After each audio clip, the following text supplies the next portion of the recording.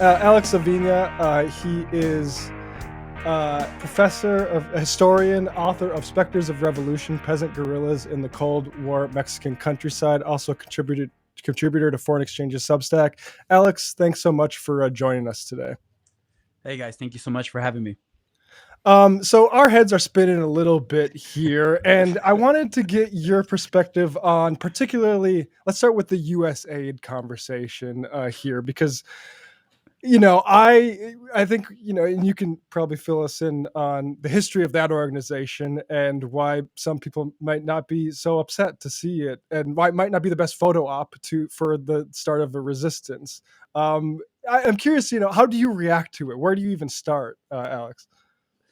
It's just so pathetic. I mean, that's the Democratic Party has more or less rolled over since Trump's since his new since his the Trump regime started, and to see them come out for once and offer a little bit of defense for USAID is just so like it's pathetic and dispiriting. But also not entirely surprising. So USAID since the early 1960s has been an arm of U.S.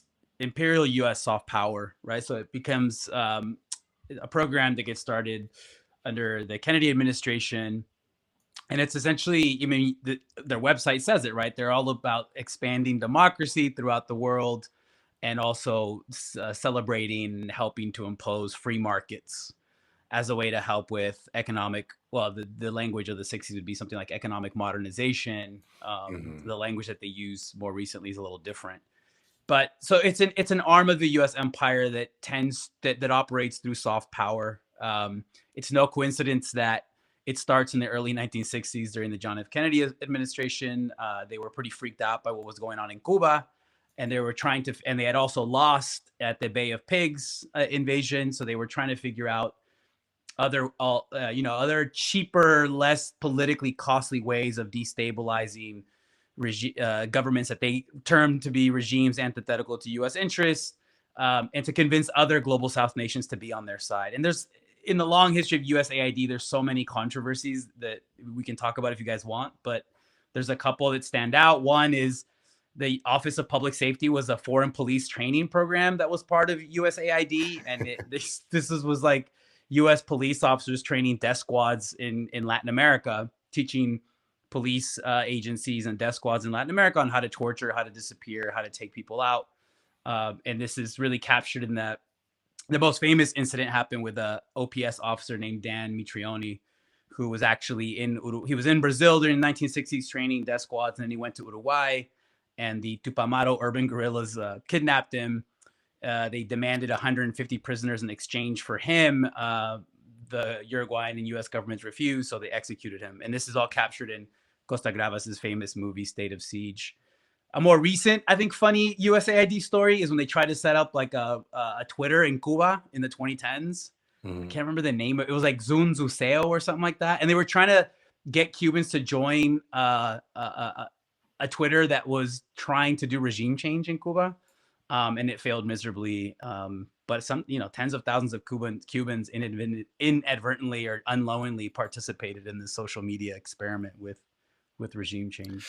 So, I mean, given its history, it's kind of surprising in a few ways that, like, for example, like a country that just now has like Marco Rubio, in a very significant position of power, would want to cut it, right? Like, is it purely because it's doing woke stuff abroad that we're seeing the Trump administration come after it? Honestly, I think the Trump administration doesn't care about this like ideological soft power stuff. So Hmm. part of it, I think, yeah, I mean, I think some of it they're able to use the language of anti wokeness, but that's more of a justification for cutting USAID.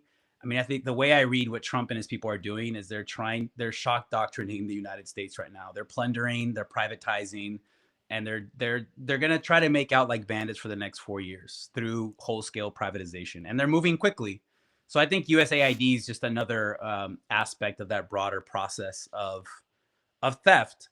But if anything, Trump and leaders throughout the global South from his first administration would credit Trump with just completely doing the mask off of U.S. empire. They don't really give a shit about this kind of soft power Hmm. approach to U.S. empire. I mean, the fangs are out. They don't care. And that's one good, I think, the one productive thing that Trump has done, right? Like he's, I think, really helped bring down the mask of U.S. empire. Also helped by Genocide Joe, right? But this was something That's what I was going that to Trump ask. did. Yeah. As a historian, like, is it too soon to say we're like entering a new era? Like, not just the Doge, but like you said, the Gaza genocide era, where we're talking about democracy. Is Yeah. that, have we spent the credibility on that? Like, I hope so. yeah. I mean, honestly, like, I don't know what else it would take for people within the U.S. and outside of the U.S. to really see like the emperor with no clothes on now at this point, particularly after 15 months of just horrific genocide in Gaza. And, you know, just because the ceasefire was announced, it's just like a slower form of genocide now occurring because people aren't getting the everyday necessities that they need. And you know, they're genociding Palestinians in the West Bank.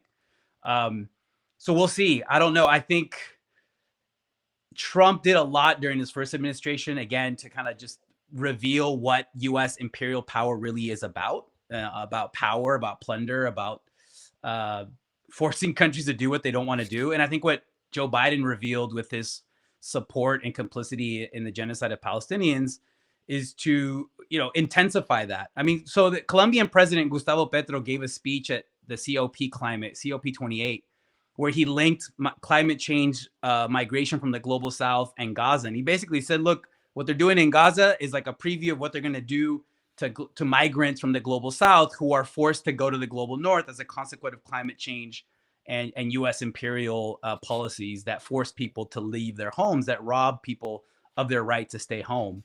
And I think he was right. Like, he has a great line in which he said, the Europeans and the North Americans have allowed Hitler into their homes. And these are all kind of like Hitlerite countries. And I know it's hard to disagree with that assessment based on what we're seeing.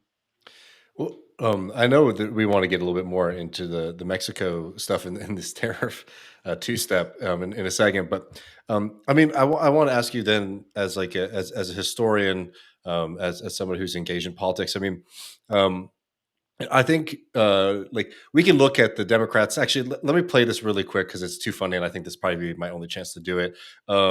Gerald Connolly, who one of the young, spry members of the Democratic Party, this is what he said about Elon Musk and USAID. Let me just get this. And if you're sitting down now, you won't be in a second. Yeah, no, rousing speech here. And Elon, if you want to run AID, get nominated by Trump and go to the Senate, and good luck in getting confirmed.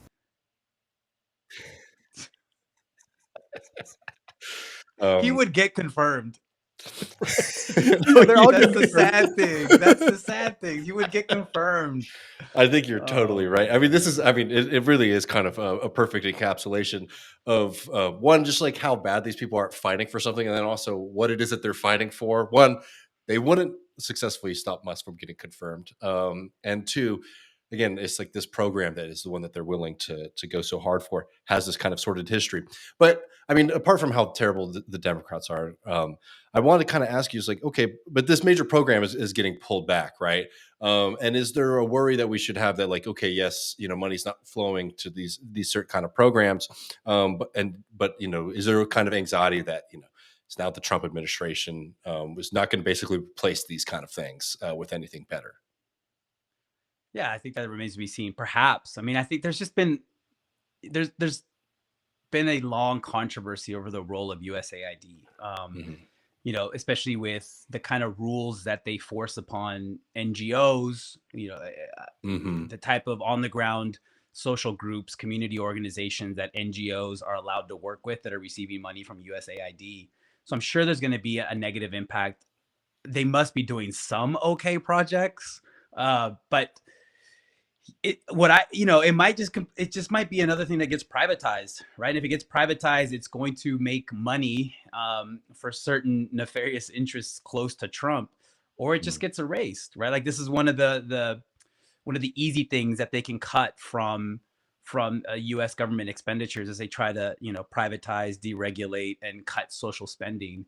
I think some of it too has to do with this myth that you see on the right in the U.S. that the U.S. is somehow some like magnanimous provider of like foreign aid assistance to the world, which is like such a tiny percentage of our GDP, and it just in real terms, it's not that much money that the U.S. provides in terms of like just foreign assistance. So, yeah, I'm sure there'll be some NGOs or some groups that will, not have a very good time being cut off from US dollars. But I think in the broader scheme of things, USAID is just another way of trying to implement this soft power that Trump and his allies really don't have any use for.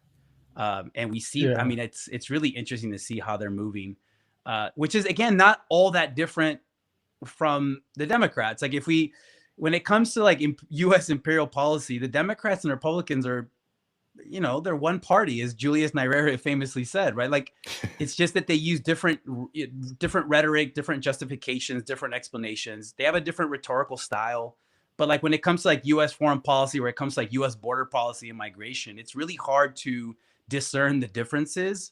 They might have some individuals within the Democratic Party that are articulating a different message. But historically, at least since when it comes to migrants and the border, at least since the 80s and 90s, they both have been saying the same thing. Yeah. I think if USAID was, all mosquito nets and, food for starving people, it'd be a lot probably easier to defend than it's looking like right now. And it probably should be. It should be stuff like that, right? Like that would be foreign assistance, and that would actually help the U.S. Yeah, and there should be a lot in there. Yeah, go ahead. Yeah, and there should be anger at folks who like want to. I think like this is not a time for maintenance, but to the extent you want to maintain these structures, there should be anger at good-meaning people who to find out that actually these have been used for some of the most heinous and like politically reactionary purposes through the history, and we're trying to get people medicine. It's like it's reached its terminal point. It was never going to ultimately work. Yeah, I think you're right. And they've also been used to meddle in elections, right? So there's a contradiction built into the program from its very inception. It was a way to wage counterinsurgency or advance U.S. geopolitical interests in a soft power way. And they've done some good things and they've done a lot of bad things. But it's part of a Cold War U.S. imperial policy.